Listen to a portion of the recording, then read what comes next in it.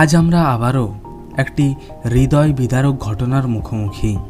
আরও একটি মেয়ে, হ্যাঁ আপনারা ঠিক শুনেছেন, আরও একটি মেয়ে, আরও একটি বোন, আরও একটি প্রাণ মানবতার চরম অবমাননার শিকার হয়েছে।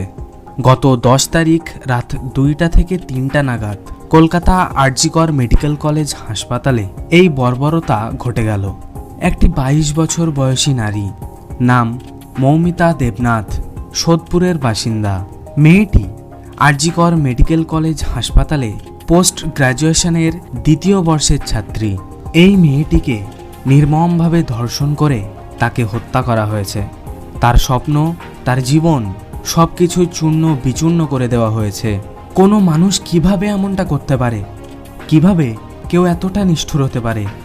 আমরা কি এই সমাজে এতটাই নিঃসাড় হয়ে গেছি যে আমরা এই অন্যায় দেখতে পাচ্ছি অথচ কিছু করতে পারছি না?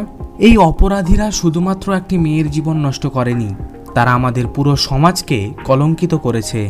আমরা আজ কোথায় দাঁড়িয়ে আছি? কোন সমাজে বাস করছি যেখানে নারীদের জন্য কোনো নিরাপত্তা নেই, কোনো সম্মান নেই? আমরা কি প্রত্যেকবারের মতো চুপ থাকব, নাকি এই বর্বরতার বিরুদ্ধে দাঁড়াবো?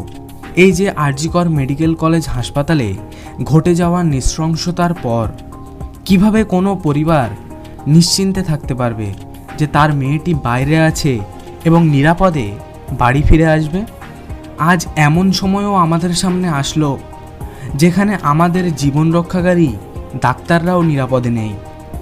আজ ভারত ওয়ার্ল্ড কাপ টুর্নামেন্টে চ্যাম্পিয়ন হয়ে ফিরছে, অলিম্পিক্স গেমে গোল্ড মেডেল আনছে, স্পেসে সফলভাবে চন্দ্রযান, সৌরযান, এমনকি সমুদ্রের গভীরেও সমুদ্রযান পাঠাচ্ছে।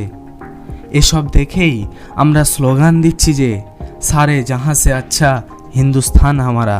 অপরদিকে প্রতিনিয়ত দেশের মধ্যে নারীরা নির্যাতনের সম্মুখীন হচ্ছে, শিশুরাও সুরক্ষিত নেই, দেশের ইকোনমি কমে যাচ্ছে, দেশের মধ্যে ধনী ব্যক্তি আরও ধনী হচ্ছে আর গরিব আরও গরিব হয়ে পড়ছে, বেকারত্ব বৃদ্ধি পাচ্ছে, চারিদিকে হিন্দু ও মুসলিমদের মধ্যে বিক্ষোভ সৃষ্টি করার চেষ্টা চলছে। আমাদের পূর্বপুরুষেরা কি এই উদ্দেশ্যে দেশ স্বাধীন করার জন্য নিজেদের প্রাণ দিয়েছিল? তারা কি এমন দেশ গড়ে তুলতে চেয়েছিল যেখানে নিজেদের মা বোনেরা সুরক্ষিত নেই? ভারতের সেনাবাহিনী বর্তমানে বিশ্বের 4র্থ শক্তিশালী সেনাবাহিনী, কিন্তু তারপরও এত শক্তিশালী দেশ হয়ে কী লাভ যদি আমরা নিজেদের মা ও বোনেদের সুরক্ষিত না রাখতে পারি?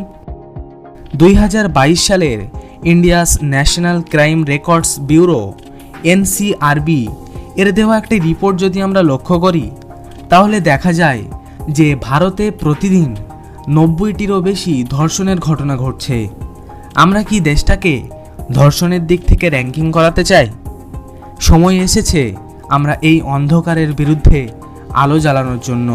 সময় এসেছে আমাদের ঐক্যবদ্ধভাবে ধর্ষণের বিরুদ্ধে শক্ত হাতে প্রতিরোধ গড়ে তোলার জন্য। এই অপরাধের শিকার মেয়েটির জন্য আমরা বিচার চাই। এই অপরাধের শাস্তি না হওয়া পর্যন্ত আমরা থামব না। আজ আমরা সবাই একসাথে বলবো, আর না, আমরা আর কোনো ধর্ষণ সহ্য করব না। আমরা চাই আমাদের সমাজ নিরাপদ হোক, আমাদের মেয়েরা নিরাপদ হোক।